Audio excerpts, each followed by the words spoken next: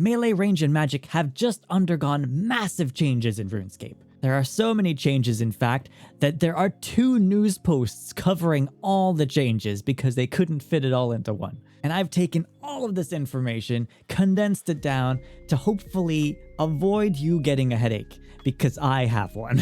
There are so many numbers and changes in this, we're not covering that. But I will give you the broad idea of everything so you know what has changed. The reason for this combat update to begin with is because these combat styles over the many years have gained so much bloat, inconsistencies, and so a lot of the power is focused at the top end, but they feel really bad at the beginning. And so they're distributing a lot of the power out, they're cutting away a lot of the clutter, a lot of the mess, and the goal is to have a more understandable combat system for all these 3 styles. They start off by saying attack, strength, range, and magic have been increased to level 120. Defense and hit points have not been increased yet. This is partially to do with the auras being removed and they're funneling some of that power back into the skill itself, but they've also upped the base power of all levels, so you will feel stronger no matter what level you're at. But there is now a higher cap of damage because the skills go all the way to 120. If you have a completionist cape, you don't lose it until November this year, so you have time to get 120 in these combat stats before the cape is no longer equipable. Next, they talk a little bit about the damage scaling for each level. I'm not going to go into the number details, but essentially the bottom line here was the old damage value, and the lighter top line here is the new damage value. Now you'll notice this goes all the way up to 145 because you can boost your levels with potions. You'll see that the most significant difference is actually in the mid-ranges around 70.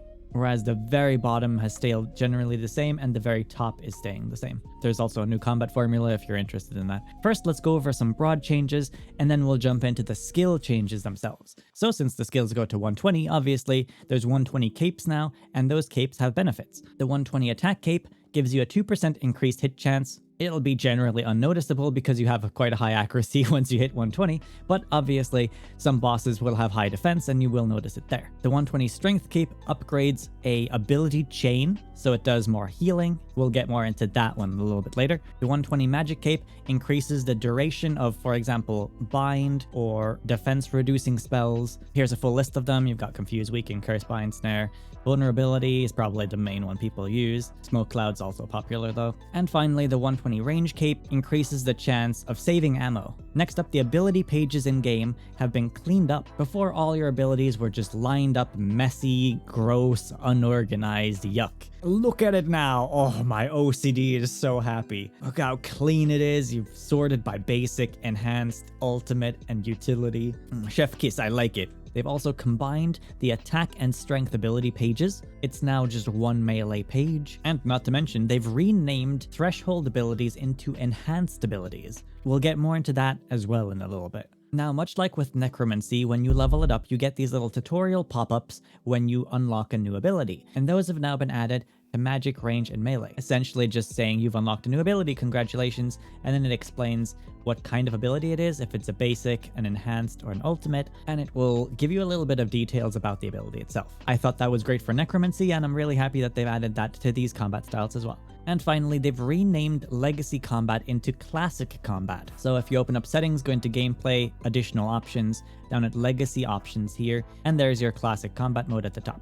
That turns your melee abilities into this menu right here with your special attack. It hides all your action bars, and you just smack away like you would normally. Now, I'm not sure if I'm supposed to be gaining these points in Legacy mode, but there have been a lot of bugs with today's update, so that might be an oversight as well. In any case, the main change with Classic Combat is that they've updated the animations. You actually get the new animations from this update. Now, auto attacks have been changed into what they call attacks. Much like Necromancy's auto attack having its own ability, they've given these auto attack abilities to magic, range, and melee as well. Now, these will fire off by themselves. You don't have to think about them, but if you want to activate them yourself, you can put them onto your ability bar and keybind them. The way these basic attacks are different from auto attacks is that they all work on a 2-second cooldown. So if I just hit this thing, you'll notice that even though I have a quite slow two-hand sword, I'm hitting every 2 seconds.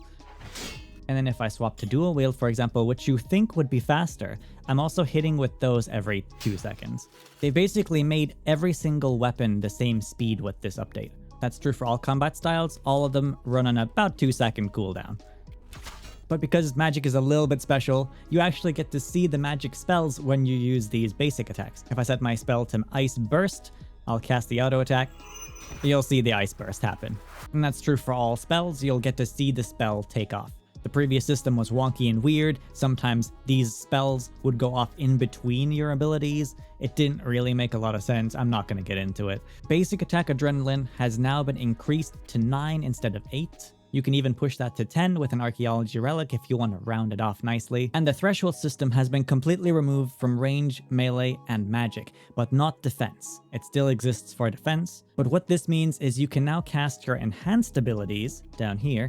These ones can be cast without 50 adrenaline. Thresholds could only be used over 50 adrenaline. These ones can be used as soon as you have enough. Because they're a bit different, they cost about 20 to 25 adrenaline. Generally, the ones you gain from leveling up will cost 25, like Wild Magic, Asphyxiate, those ones cost 25, but the abilities you unlock through various content generally has a 20 adrenaline cost. So Corruption Blast is 20, Magma Tempest is 20, and the Tendril spells are actually free to cast now, no adrenaline needed, but they have a pretty long cooldown, and they still take some of your health. But then if we open defense, for example, you can see here thresholds still exist in here, and these do require 50% adrenaline. And despite needing 50 adrenaline to use it, they only consume 15%. So it's the same system as before. And finally, there's a new particle system added to all the combat styles, where applicable. Magic got most of the particles, to be fair. Previously, there were also some weaker versions of abilities. These have been deleted. If you don't know about them, don't think about them, they're gone now. But if you're aware, well, the lesser abilities are gone. So their goal for melee was to make you feel like a berserker. Get down and dirty with the enemies, you dirty berserker. So effectively, the goal is consistently strong feeling, not just short burst windows. And so they've introduced Bloodlust, which I hinted at a little bit earlier. Now, Bloodlust are these little points here. You can get up to 4 of those, and in simple terms, some abilities will use 4 of these points to get stronger. That's it. That's literally it. There's nothing else fancy about it. If you use the Berserk ultimate ability, you can have 8 points. It doubles your cap, essentially. And your enhanced abilities will use these points automatically. So if you're a Revolution enjoyer like myself, you don't have to think about it. It will just get used by itself. They've also changed up the level unlocks for all of the abilities. We're not going to go into much detail there, but they've generally tried to spread the abilities around so you learn them at a decent pace. And that all seems good to me. Now here they go over all the new abilities, all the numbers, and all the gritty details, and I'm gonna skip all of that. I'm just gonna tell you outright what the new things are. So about half of the melee abilities have been deleted. That is a lot. It went from 30 down to 17. That was how much clutter there was in melee abilities. Attack is the only skill that unlocks abilities now. Strength increases your max hit, and unlocks some weapons. That means if you're a strength pure, you're not getting abilities. Your enhanced abilities use 25 adrenaline, whereas most of your ultimates now use 60%. Berserk for melee is the only one that is 100 adrenaline still. Melee has a completely new ability called Adaptive Strike. This one's cool because it actually changes based on if it's a dual wield or a two-hand weapon. For two-hand weapons, it will cleave a bunch of enemies in front of you. That might sound familiar. I can't really show you here because, well, there's only one thing, but you know, that's what it looks like. However, if you swap to dual wielding, you can still use it and it changes what it is. Now it will hit twice, as you can see.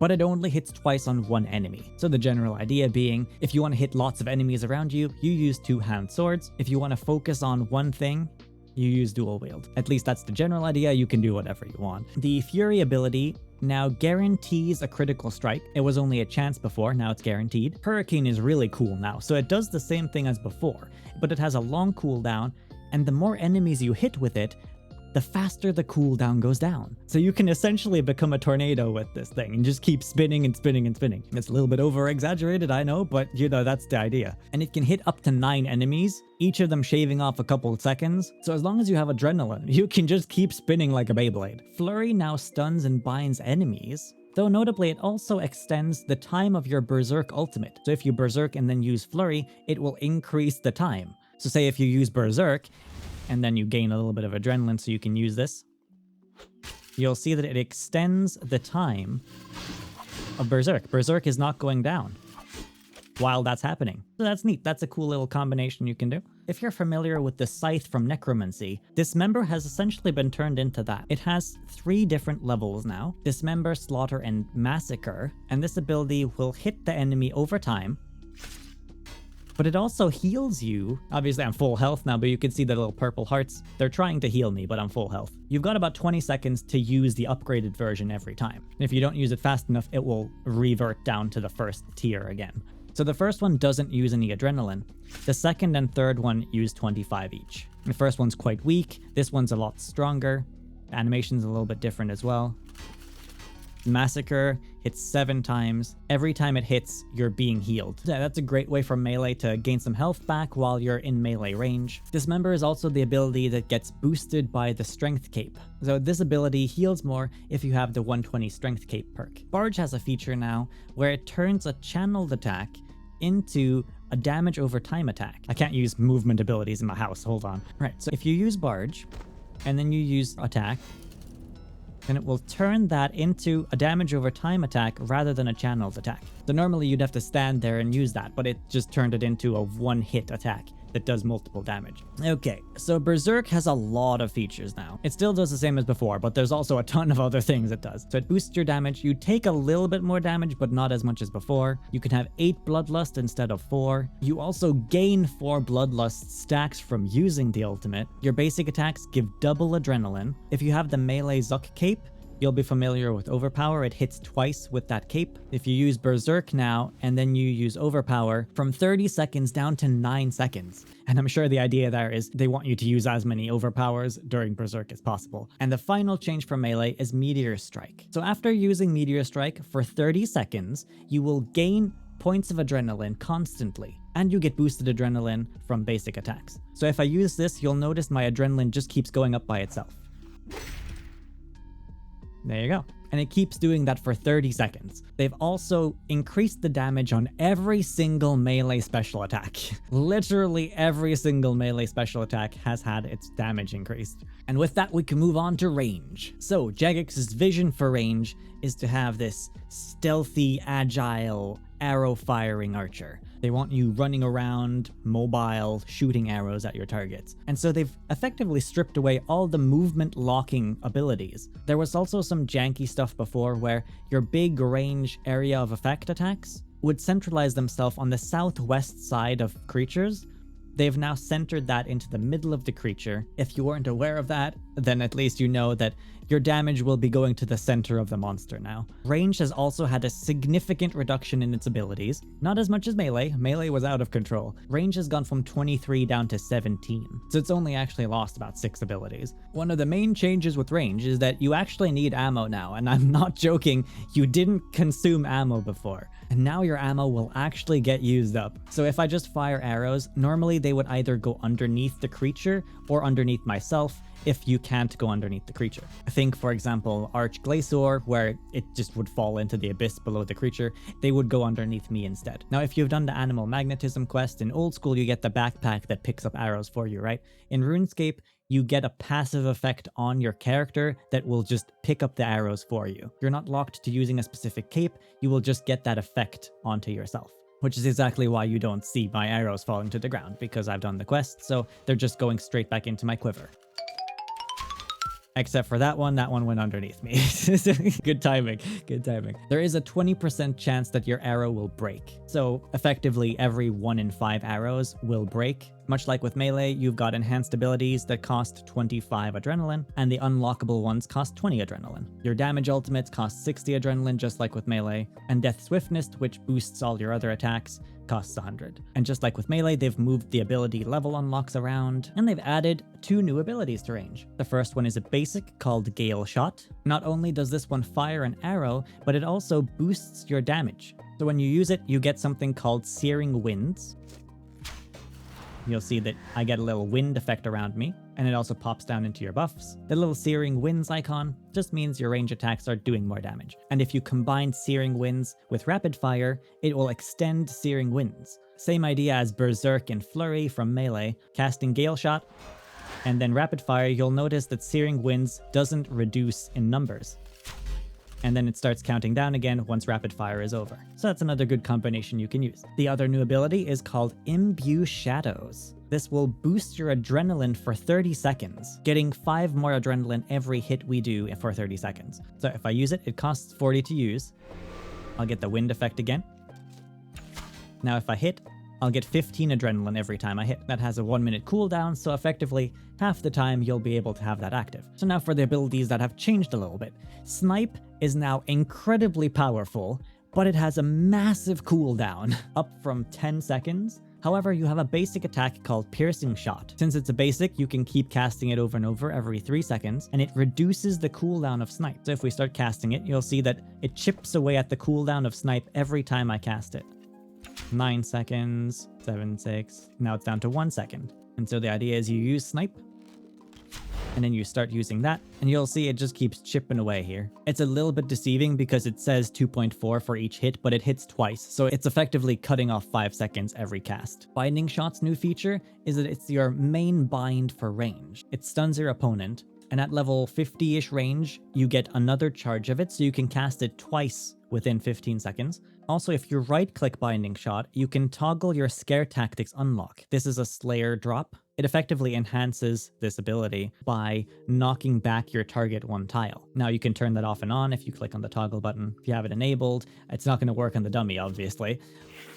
But if this was a normal creature, it would get knocked back 1 tile. And as you can see, if I use Binding Shot again, it only has a 5-second cooldown now, because it already started the cooldown on the first charge I used. If you're familiar with Greater Ricochet, you might be happy to know that Ricochet now works the same way. So this attack will hit a target and then bounce to additional targets, but if it can't find any other targets, all that extra damage will just get focused onto the target you hit. So because I only have 1 target here, if I use this, it will focus all of the damage onto that target. As you can see, it did 2 extra hits. Before the update today, Ricochet would just do 1 hit of damage if it couldn't find anyone else. Now you can scale this up with invention perks. Greater Ricochet will obviously do even more hits. Only difference on Corruption Shot is it now costs 20 adrenaline, and Shadow Tendrils doesn't use any adrenaline, still damages you a little bit, and has a 45-second cooldown. Oh, and notably it also extends Shadow Imbue by a couple seconds. So you cast that, you've now got 28 seconds. If you then cast that, it increases it back up again a little bit. You'll also notice that all of the abilities are lit up, even with a bow. That means that you can use both crossbows and arrows. None of the abilities are locked to a specific type of bow or crossbow. You can use all abilities with all ranged weapons. Oh yeah, and I have to show you that you can now move around while using rapid fire. He just keeps firing. He's just going ham. As far as magic goes, not as much has changed, but they have modernized it a little bit. They say that in the past there was weird timings to when your spells would go off compared to your abilities, and they've fixed that now. And similarly to range, they've centralized the damage to the middle of the enemy rather than on the southwest corner of it. Magic has had the least amount of abilities removed. It's only gone from 23 down to 19. It's only had 4 abilities removed from it. And again, a big change for Magic is it now uses runes, which is crazy to say. Just like with range, it wasn't using runes for abilities, only for auto attack spells. So now every 5 spells, it will use some runes. And that's the same as with range, there's a 20% chance of it using runes. There's also notably no more flow stacks if you're familiar with those. If you're not familiar with flow stacks, don't worry about it, they don't exist anymore. Just like with the other styles, your enhanced abilities cost 25 adrenaline, the unlocked ones cost 20, the ability level unlocks have changed as with all the other ones. Your Omni Power Ultimate costs 60 adrenaline now, always, and the Zuck Magic Cape still makes it hit multiple times. Notably for Magic though, Sunshine and Tsunami still cost 100 adrenaline. Tsunami still works the same as before though, it generates adrenaline, so you gain that back quite fast. Now before I get into the changes, I have a complaint about Magic. At the very bottom of all the abilities, they mention Runic Charge. It's a new ability, sits in the utility part of the book, has no global cooldown, and it doesn't give you adrenaline. So effectively, while you're doing magic, you can just click that and it will instantly activate. But my peeve with it is that it doesn't work with Revolution. Why doesn't it work with Revolution, Jagex? If I attack this thing here, nothing. Nada. Nothing at all. Are we gatekeeping abilities behind manual cast now? What it does is boost your basic attacks. That's all it does. It boosts your basic attacks for 15 seconds. It has a 30-second cooldown, meaning that whenever you're using magic at all, you have to click this thing every 30 seconds. Manually. Manually. Revolution will not do it for you. So tell me then, why does range get an ability that boosts you through Revolution, but magic you have to click it every 30 seconds? It's not consistent and I don't like it. You're expecting me to click this button every 30 seconds. It has a cool animation, but why do I have to click this myself every 30 seconds? Neither melee nor range had something nasty like that put into it, so why does magic have a nasty thing like that? It's only good for people doing bossing. If you're passively doing Slayer or some kind of combat on the side, you're not going to be clicking that thing every 30 seconds. I don't care if it has a global cooldown or not, just make it activate off global cooldown through Revolution. There is no reason for it not to work with Revolution, and I don't like the precedent it sets of punishing people for using Revolution.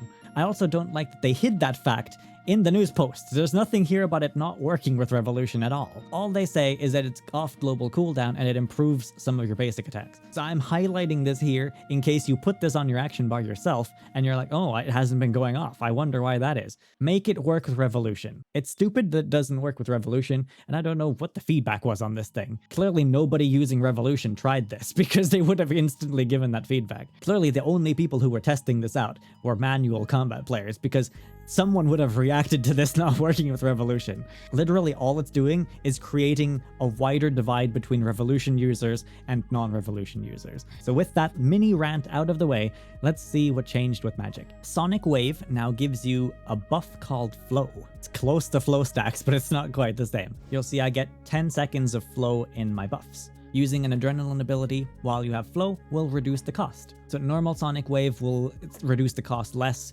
Upgraded Sonic Wave to greater Sonic Wave, it will reduce it more. Effectively making my wild magic here cost 5 adrenaline. As you can see here, there, and then 95 is what I should go down to. Yep, exactly. Combust now sets the enemy on fire, and if the enemy moves, they take double damage. Now, my little combat dummy isn't gonna move, but it's gonna set it on fire. Crispy. And it hits it with fire 10 times. This combines really well with Dragon Breath, which does more damage to burning enemies. So by casting Combust first to set it on fire, and then using Dragon Breath, it will do even more damage than normal. And you'll notice that all the particles that are going off are updated as well. Impact is your go-to stunning attack for magic. At level 50-ish, you gain another charge of it, just like with range, and you'd use that when you want to stun your enemy. Just like with the range one as well, you can activate Scare Tactics on this one, and that will, of course, knock the enemy back once. If it could move, my dummy cannot. The chain spell now works the same way as Greater Chain did before, meaning that the chain attack will go to one target, bounce to multiple targets, and then your next magic attack will hit all of the targets you chained. And the upgraded Greater Chain version will hit more targets and do more damage. Magma Tempest works the same way as before. It's had its damage rebalanced a little bit, but it does cost 20 adrenaline now. It's an enhanced ability instead of a basic. Corruption Blast also costs 20 adrenaline, and Smoke Tendrils is free to cast, but has a 45-second cooldown. Everything else about it is the same as before. And that's all the changes. That's all you need to know, but there is some more additional information here if you want to stick around. So they say a big motivation for these changes is to reduce the struggle of new players understanding abilities, remove the noob traps, so low damaging abilities that were being used before, and to reduce action bar clutter. Here there's a long list of all the named abilities that have been removed from the game. Notably, a bunch of auras were also removed with today's update, all the ones on this list right here. These all generally just increased your damage in various ways, some through accuracy, some through actual damage. If you go into your auras, you might notice it's a bit shorter today than it was before. There was also a bug on release with some auras being shifted around. Some players have auras they didn't have before, and they've lost auras they did have. They're still currently working on that, so I imagine at some point that will be fixed. So just know that if you're missing some auras that you had before, they're working on fixing that. Though Necromancy enthusiasts will notice that Equilibrium is on this list, Majorat is on this list. Necromancy has indirectly had a nerf with these changes. So with the auras removed, you've lost about 5 to 12% of your damage. Now, if you weren't using these auras before, you're not going to notice a difference in Necromancy. But Jagex have noted that because of these changes, Necromancy fell a little bit behind. And so they have made some changes to Necromancy as well. They've reduced the cooldown of Death Skulls, but only during Living Death. That's effectively your self-boosting ultimate. An invention perk called Impatient now works with basic attacks, and Fury of the Smalls is an archaeology relic, now also works with basic attacks. So these two are just general buffs to all styles.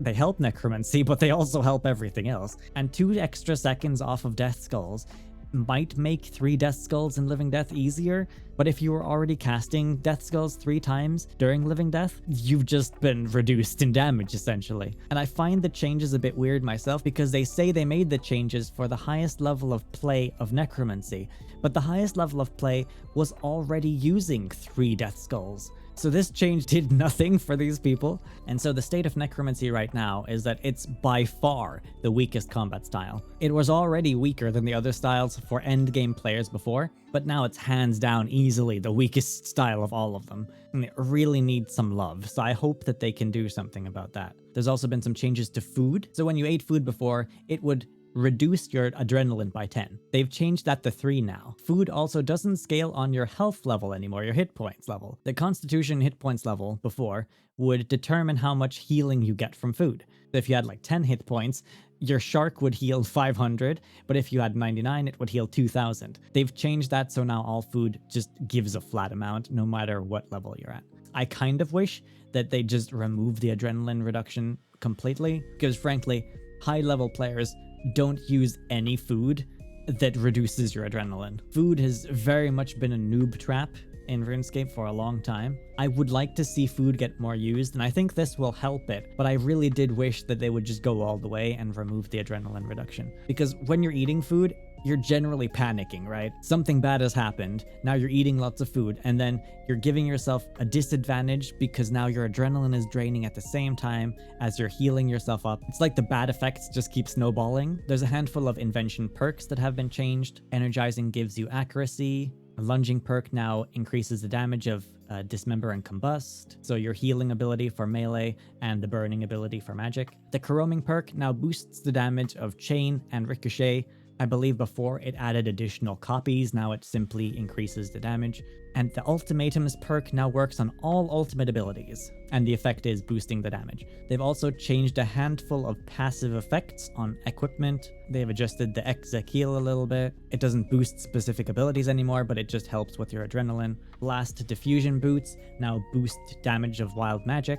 The Roar of Awakening and Ode of Deceit, these are level 95 Wand and Orb magic items. They've increased the damage of the effect this gives you, as well as making the effect easier to activate. The Zuck Capes no longer reduce adrenaline of ultimates because the ultimates have had their baseline adrenaline reduced, but they still boost their certain ultimate attacks. Asylum Surgeon Ring has a chance of reducing adrenaline cost. Fleeting Boots will help you reduce the snipe cooldown even faster, but not only that, it applies the cooldown reduction of snipe to every single basic ability. So now every single range basic will reduce the cooldown of snipe. The Blightbound Solak crossbows have a chance of saving your range ammo. Chinchompas will now explode on hit every single time.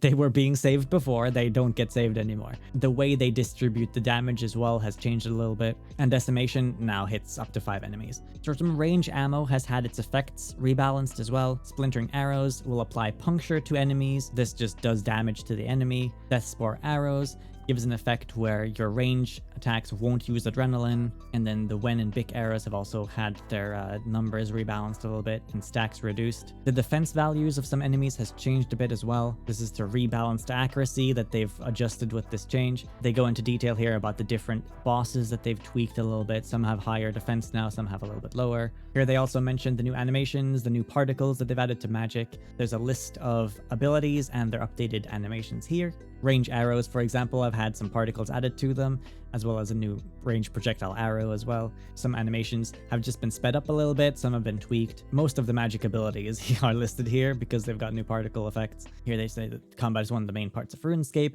and obviously this is a work in progress. They're going to be iterating on these changes and making them as good as they can possibly be. And then they tag a fantastic bossing community here called PVME. They create massive amounts of bossing guides, fantastic detail. I've used plenty of them to get loads and loads of kills places, and courtesy of them, I'm gonna give you the latest ability bars so you can jump right in game and have good ability bars from the get-go. I will be honest, I haven't tried these ability bars out myself, but they release a lot of good information, so I do trust that they have good bars. And this is the first day this update has been out, so the bars may change, but this should give you a good baseline.